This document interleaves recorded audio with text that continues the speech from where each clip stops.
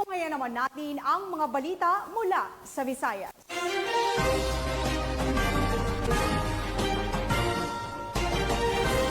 Agad na nirespondihan ng kapulisan ang isang universidad sa Cebu matapos makatanggap ng bomb threat mula sa isang Facebook post na nagdulot ng alarma sa campus at agarang pagresponde ng mga otoridad upang tiyakin ang kaligtasan ng mga estudyante at empleyado nito. Ang mabilis na pag-aksyon ng kapulisan ay nagpapatunay ng kanilang dedikasyon sa pagpapanatili ng kaayusan at seguridad sa kabila ng mga ganitong uri ng banta. Patuloy na iniimbestigahan ang insidente habang isinasagawa ang mga kinakailangang hakbang upang matukoy ang motibo ng pag-post ng bomb threat.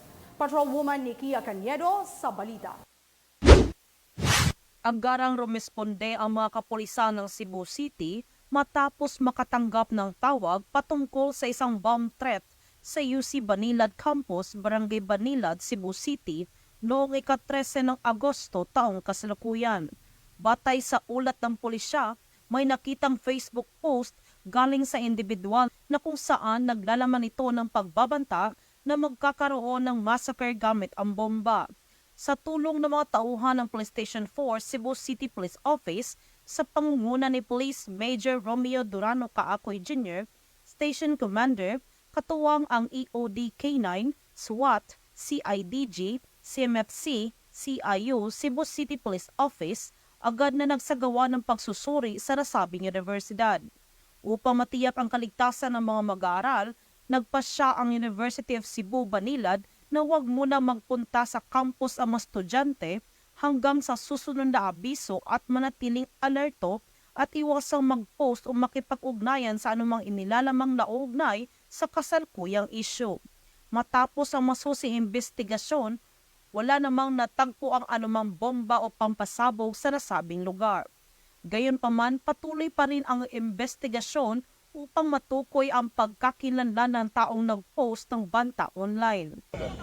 Kumusta yung pagsusik sa kanilang So after sa pag-clear sa to ang pagpanel, no, sa to ang EOD na found out nga negative, no, negative sa walay nakita ka mga signs or iningwan sa bomba. So purely ko ang ito sa pagpanghadlok. Makita na to karon nga makita na to nga negative man, so katuyang gibuhat pangpangkulga sa ato. Pila ka oras niyo gi-process ang area sa? Mga niabot og hapit mga 2 ka oras hapit. 2 ka oras? 2 ka oras. Okay.